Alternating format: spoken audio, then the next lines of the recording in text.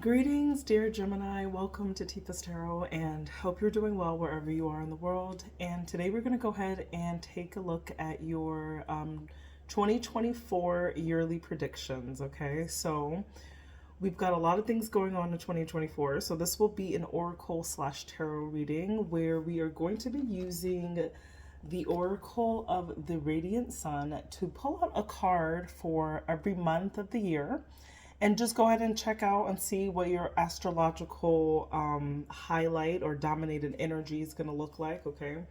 And just to personalize it, we'll go ahead and clarify some of those messages with some tarot. And I've just pulled out this first tarot deck I ever got, which was the Rider-Waite tarot deck. You see this cover has had a beating, but we're going to go ahead and use those cards. Keep it classic, okay, just to clarify your messages, all right?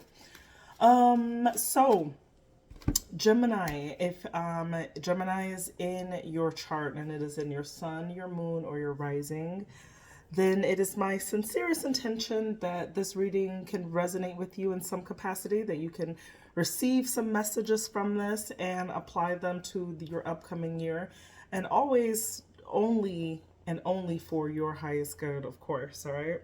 So let's go ahead and get into it. Please do subscribe. If you have been here more than one time you're seeing this video, I would really appreciate a subscription from you, all right? So that would be great to have. So that's all I wanted to say before getting into your January. So I've already meditated on your energy and I've pulled out the important cards, and then we'll clarify everything as we go out, all right? So for January, I see you rolling into the year and this energy, which is Mars in Aquarius, okay? Mars in Aquarius talks about, well, let's first talk about Mars, right? Mars is the planet of how we assert ourselves in some way, right? It's like, what are the methods that we take to accomplish the things that we want in life, right?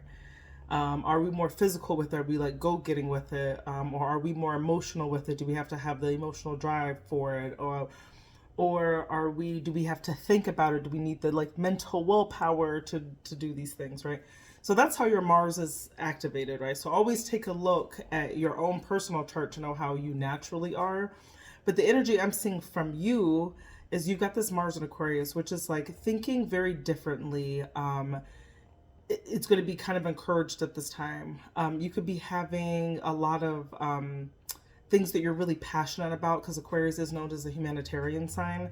So there could be some things in the news or political things that are really triggering you up and firing you up at this time.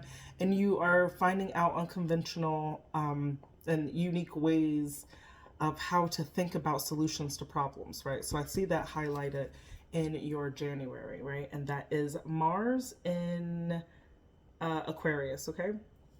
And I would also recommend like taking notes or something like that, just to see, you know, or just to be aware. It doesn't even mean that you have to believe in these things, but it's interesting to know if these energies do manifest in your life at this time. It's nice to be aware of them, right?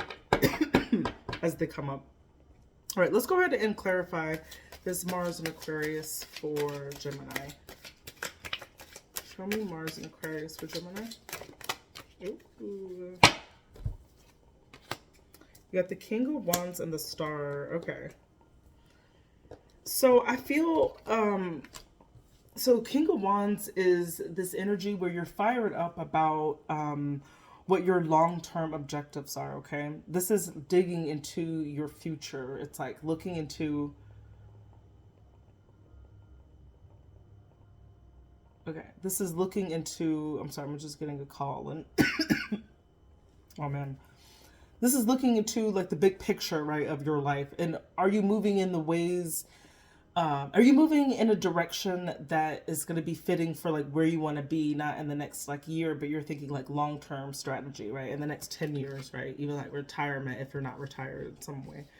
Okay. And then the star also talks about having a great amount of optimism at this time. You could also be dealing with an Aquarius, perhaps could be, because you got 2 Aquarian cards. So, you know, that's very permanent or pertinent, right? Because the star is ruled by Aquarius, and then you have Mars and Aquarius as well.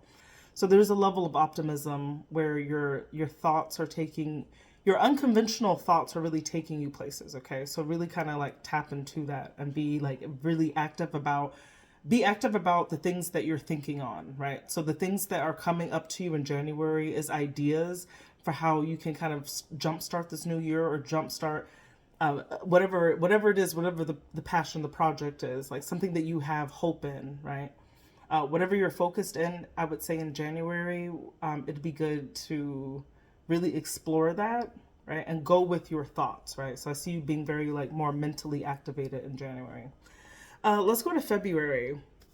So by the time you get to February, you get Jupiter and Gemini, all right? So Jupiter is that big red planet. It is the planet of expansion. It could talk about excesses in our life, but it's also about fortune. It's about abundance, right? So when Jupiterian energy also, like, of course, is going to change via that sign. So when you get to Jupiter and Gemini is going to look like being comfortable with being uncomfortable, okay? Having difficult discussions, perhaps, about things. But it could also be like, because the name of this card is called Bluff, right? So there could be situations where you might have to like talk a good game, kind of like fake it till you make it, where you're not going to necessarily be internally as confident in whatever subject matter or whatever this is. You're going to be kind of in positions where you have to pretend to be a little bit more educated or confident in some matter, right? Because it is asking you to bluff, okay? But you're going to have luck through that, right? Because this is Jupiterian energy, where it's just like, yeah, you're going to think that you bombed something. Maybe you're going on a job interview or something, and you're going to be like, yeah, I really did not like highlight myself that great. Or maybe you just like straight up was just lying. Maybe you just like told some major fibs like in between some of your questions. And you're like, I don't think they were buying it. And then they do. And then they give you a higher position than you even expected, right? So it ends up working out for you, right, with that Jupiter and Gemini. Let's go ahead and clarify that, though. Let's go ahead and clarify that for Gemini. Yeah, definitely. I think it has something to do with your job, because you got the 3 of Pentacles, which is about apprenticeship, right? Your work, and then you got the 7 of Cups. These are about options, okay? And this could also be about illusion. So be like you're deluding yourself, and while you're deluding yourself, you deluded other people into getting what you want, right? So yeah, I see like this mix of lots of opportunities that become available to you in February, where you're able to kind of squeeze your way into things by telling kind of like half truths, but it's going to work out for you. Like you're going to figure it out, okay? So you're going to be bluffing and people are going to be buying it, and that's how you're going to get some luck coming your way. So look out for that in February, all right? So let's go ahead and go to your March. So March is when we are getting into the spring equinox, right? And it's time, like it's blossoming in the northern hemisphere, right? Things are kind of coming together after this cold winter. So by March, you've got the Jupiter in Libra, okay? So remember, Jupiter is about how we get lucky. This is how we're expanded. And the name of this card is negotiation. So Libran energy is very equalizing, it's balancing, and wants to create harmony. It wants all parties to be happy with things, right? Libra sees the value of peace and diplomacy. So with a Jupiter in Libra, there could be growth opportunities that become available to you, right? And whatever this opportunity is, it's good. You're going to be put in a position where you have to choose something. But there's going to be multiple players involved in this that have an equal stake. But what I see for this is that there's a lot of this is riding on you, okay? So there's a decision that you have to make that's a very important part of this negotiation, okay? And you want to do it fairly, okay? You're in this idea of like, I want everyone to benefit from this. So let's go ahead and clarify that. Ooh.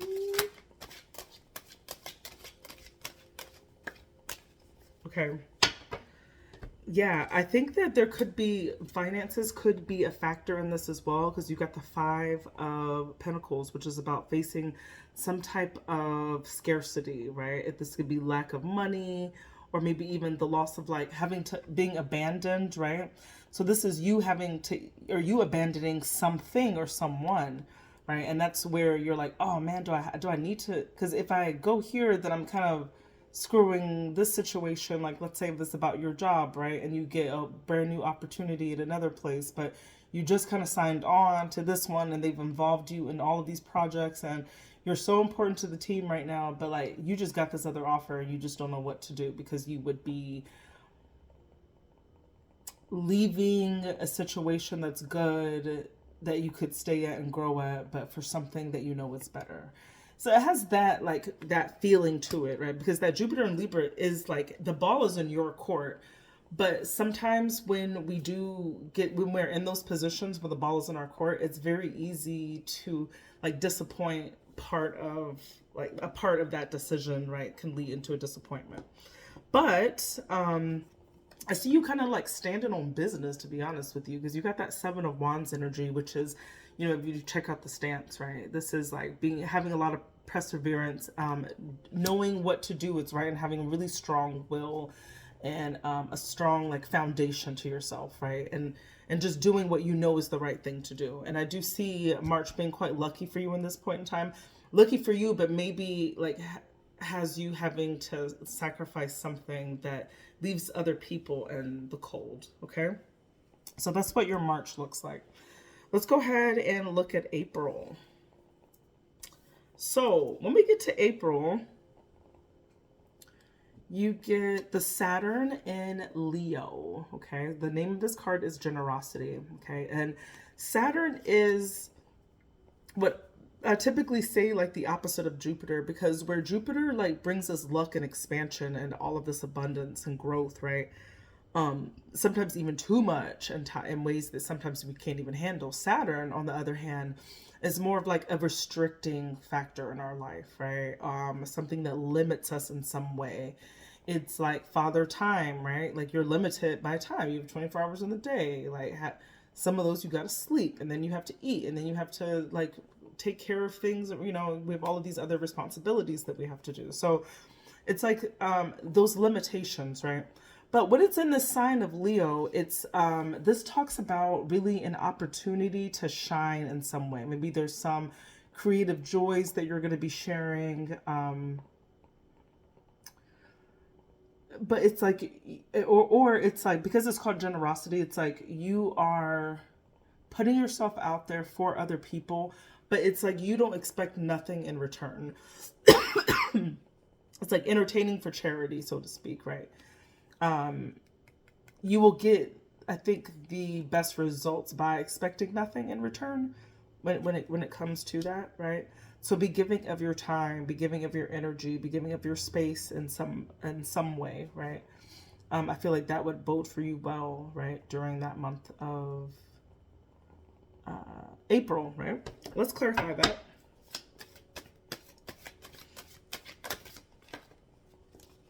Yeah. Because you're going to be manifesting, obviously, I think, like, definitely some type of opportunity here with that Magician there. It's like the way that you are shining, or the way that you are being around this time is creating conditions where it's like, it's going to come back to you. It's like almost, well, it's like offering a service or something like that. Maybe there's some type of gift that you know how to do, and you offer a service just for someone to experience it, you know what I mean? Like, and you don't do it for money, you kind of just do it for free or extra or discounted rate or something. And then out of that, out of offering that just out of kindness and just out of wanting somebody to like experience whatever your service is, like you end up manifesting like another reality from that, right? Because you didn't have anything, you weren't expecting anything. Your only thing to give was just that service or just whatever it is of like that part of yourself, right? And then you end up getting kind of blessed for that because it was like the universe was like, oh my God, look at Gemini, like just out here adding to the vibes. Like it's gonna come back to you threefold, right? Because the Three of Wands is all about it's like that man is like looking out on the horizon, looking for his ships to come in. So it's about doing the deeds and then not necessarily like, and just knowing that rewards will come. It's like when you have faith in whoever you have faith in, whatever it is, whether it's the universe or whatever you want to, whatever verbiage that you use for that ultimate source of creation, like when you actually have faith, you just know that it's gonna be okay. You just know, right? That the universe will provide, right? So it's that like surety of understanding that like I don't have to be too worried about it. I can be generous with myself because I know things will return to me, right? Okay, so that was April. Let's go ahead into May. So when we get to May, things kind of fire up a bit because in May you have this Mars in Aries. And Mars sits very well in Aries, though, but it's very aggressive, right, when it's in the sign. When it's exalted in the sign, it's like premium aggression. It's like physical aggression. It could be a fight, right, that breaks out. But it's like action is required somehow. In some physical way, you're going to have some type of action, maybe some type of competition. Little tension kind of enters the scene. And you could be really tempted to kind of like act on your impulses, right, at this time. So you're being very impulsive, perhaps, when this comes along. Let's go ahead and check out what this is in regards to.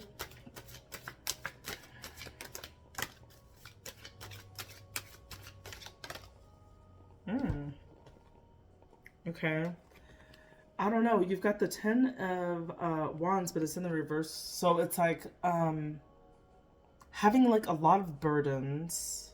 You're really stressed out at this time. You have a lot of burdens right here, and you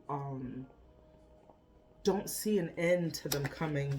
And this is something that's like really kind of keeping you up at night. Like it's stressing you out. You're having a lot of anxiety about this, right? And as a result of that, you could be like very impulsive to kind of solve the situation that you're in.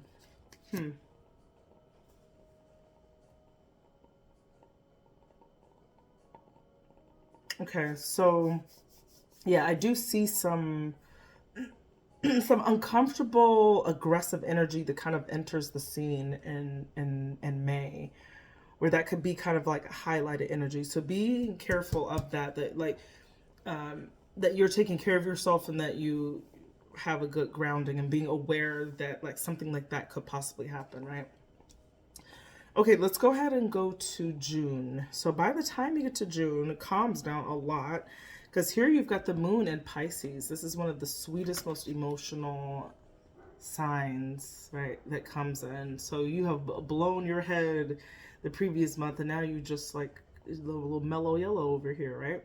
So moon in Pisces is a very sensitive time, right? So at this time, you could be really empathetic, really putting others before yourself. But this in turn could lead to you, because you have like this empathetic energy and you're like absorbing all of the stuff from people, it could lead to kind of successful creations that are popular, right? Because you are able to tap into what people like and what they want and what they need, right?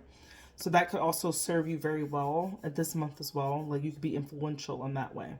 Another meaning of this card would be to be really careful of not indulging in any like recreational drugs too much. Like don't, you know what I, or alcohol, like just being, because this sign has a lot of escapist tendencies, okay? So being careful at this time that you avoid indulging too much in things like that you don't become too escapist, okay?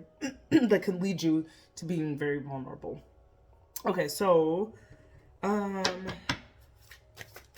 is June. Let's clarify that. All right. Yeah, 10 of Cups. Your heart is really full. You could be like with lovers, family, like just your full family, like just your heart is full at this time in June. Kids, maybe, if you have children. Okay. Or maybe even with the Cancer, we got the Chariot here. Empathy. There's a lot of like, this is very watery. Whatever is happening in June is very watery. It's very sensitive. There's some type of direction that you're choosing to go down that could have something to do with like someone that you love so dearly, right? Could be a parent or a child, or it's like you're putting your feet in their shoes, like you just care about them so much, right? And I see that taking up a lot of your energy in June.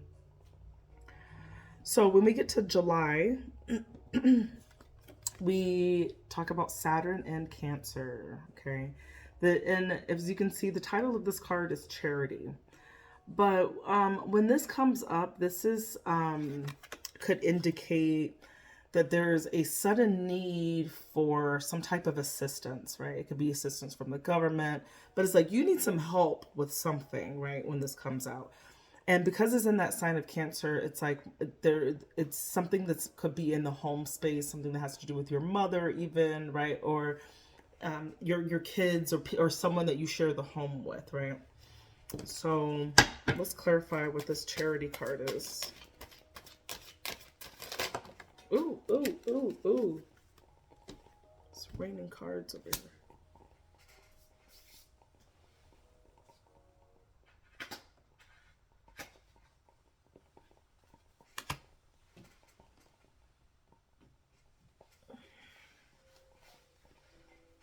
Okay. Okay, so you got the 9 of Pentacles and the 2 of Wands. The first thing that came to my mind, an example of, and this doesn't have to be you, Gemini, single mother, okay, who's independent. Something comes up, maybe the kid has some things that they need, or it's just like something comes up maybe with the kid, and it's like you've got to plan what to do next. And I think you end up receiving some type of you're like, okay, like I don't like to ask people for stuff, but that's going to be highlighted in this month, because it's like I'm on my own. Like I don't have any more space to maneuver money around for this or resources for that. And it's like you got to go outside of your home to ask for some type of help for something, okay? And that's highlighted strongly in July, okay? But by the time we get to August, August is this energy of Mercury in Capricorn, okay? And it talks about organization is the word for it. So Mercury is the planet of ideas, is communication. It's our conversations that are happening around us, that we're having with other people, that we're having with ourselves. So when it's in Capricorn, it's like this need for you have to have extreme patience at this time. You really got to dive deep to really focus on some discipline and some control and some responsibility in your life. Like that's really highlighted. Like all you're thinking about is like, how do I organize my life? Okay. And I think this is very related to the event from the previous month, right? Where now you're mentally in the space of recovery, where you're like, okay, I have to get this together again, right? So it's like you are mentally organizing to to get your life back on track, okay? Let's clarify that.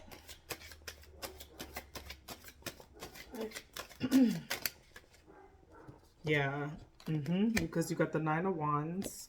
It is it's exhausting, right? But you're working on it. The thing is, like, you have the ability to do it, right? It's not a fun time, but it's a time that's got to be done. You know, sometimes we got to get down and roll our sleeves and get organized on some stuff.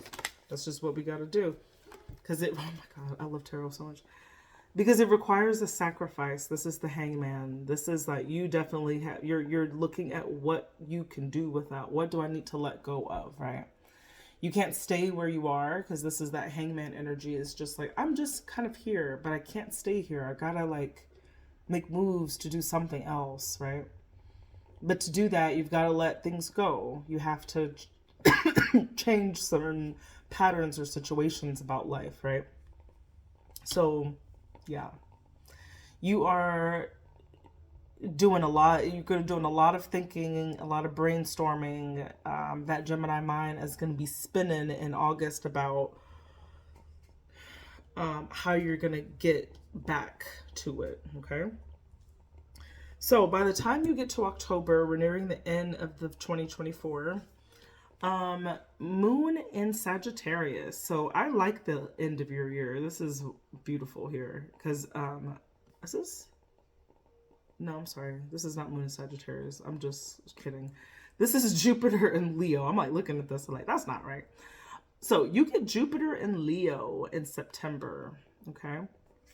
So Jupiter in Leo, this talks about publicity. Publicity, yes. This talks about publicity, but Jupiter in Leo, remember Jupiter is about expansion, and it's about how we get lucky in some way. So when it's in that sign of Leo, it really talks about, it could focus in on your children, because Leo is ruled by kids. That fifth house energy has to do with kids. It could be also you in the spotlight. But there is something a little, can be a little toxic about this placement, or this kind of energy, because it could be like a show mom, a show dad, or like one of those sports mom who are like, the dad who's like fighting the referee and stuff at the Little League game. Like, it could give that kind of energy too, because you're like overly invested on using another person, like a child, in the spotlight, and then you get like recognition for that also, right? So it's like utilizing the child for your own benefit in some way. So it can have that kind of feeling to it as well. Not that that's you, but that's something that's happening around you that you're witnessing, and that it's dominant in your energy in September, okay? But it could also just be you being in the spotlight somehow, where something that you do becomes, you go viral. Like, I don't know, but something happens where you get some type of publicity. Like, you make a TikTok and it gets like 1 million views or something, right? Like, something just happens in September that it where you just like are exposed in some way, but it's an exposure that's good because it leads to growth. Okay. Let's clarify what that could be. Ooh. This is making the rest of your reading make sense now. Okay, the Lovers. So I feel like you attract the attention of someone that you are impressed with. It is a mutual attraction. I love you, you love me. Let's be a happy family. Okay. Victory, because you got the Six of Wands here. Like, this is it. You feel really good. It leads to a commitment. The Hierophant. Oh my God. I'm about to turn this video off. This is so crazy, Gemini. And the Four of Wands. And y'all start, I see like whirlwind romance that ends up with you. Like, you got, oh my God, this is like nuts. I'll try to figure out who I know this Gemini that I can send this to. Because I'm like, you're Gemini, September roll around and you about to have a whole new boo. Because something happens, you are something about you being in the light attracts a lover where there is victory in this situation. This is legit the marriage card where it's like, I want to be committed. Like, this is, let's take it to the institution, put our pillars up and make a home. This is stability. This is being at home with your boo, your everything, right? Heavy energy on that. You need to claim this reading. You get some bad stuff that happens in the beginning, but this is worth it when September rolls around. So, as I was saying, let's get into October. Because when October, now this is making sense now that I'm clarifying this. Because in October, you get the moon in Sagittarius, where this is an emphasis on foreign relationships. This is the past coming back into your life.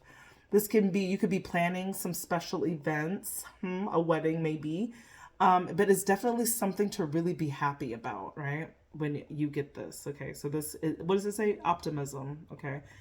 So heavy on the foreign energy too. So your boo could be like different in some way, just foreign, like different from you, maybe a different culture, different race, different nationality, right?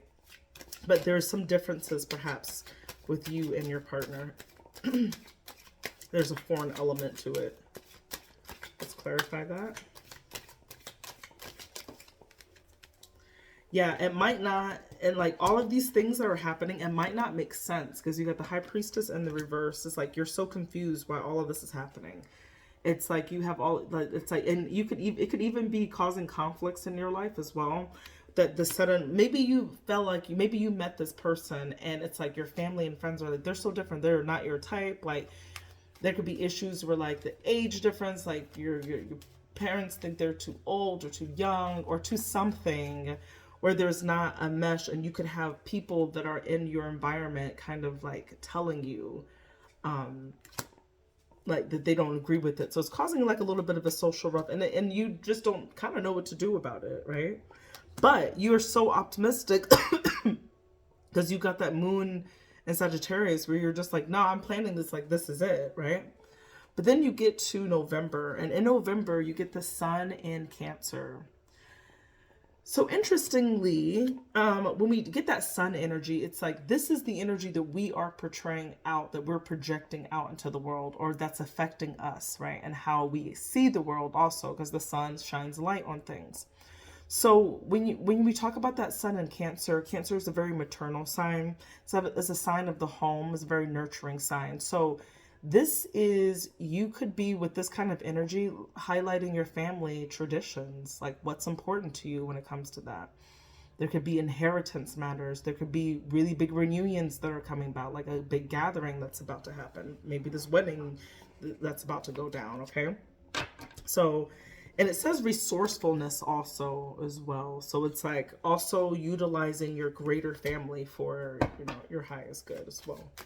Let's clarify that.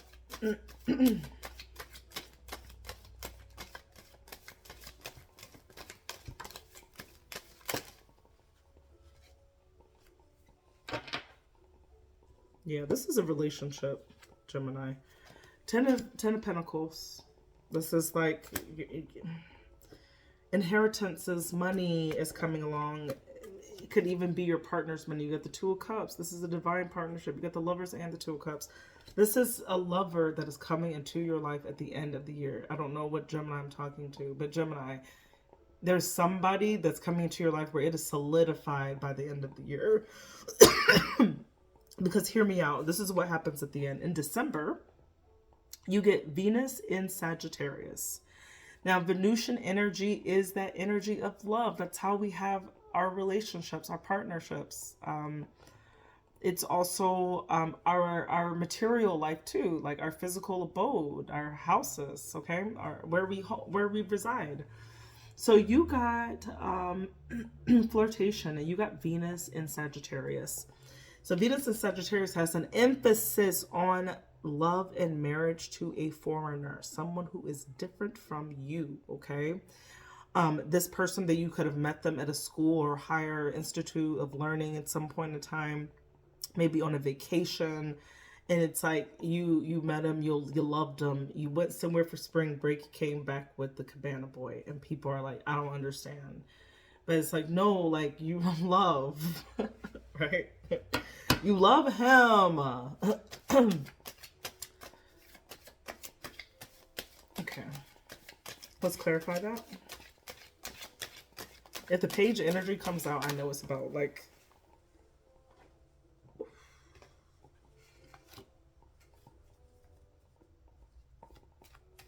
okay. I don't know why those two cards came out, but let's talk about it. So you got the Death card that comes out at the end, okay? And I feel like there's going to be some endings that come about, right? And it's like feathers are going to be ruffled, I feel, perhaps by this union. And it could be a little bit heartbreaking for you with that Three of Swords, right? But at the end of the day, with that Venus and Sagittarius, I find that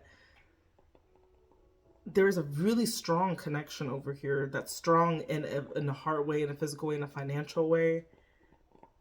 And it's like you're really choosing to like change your life in a drastic way.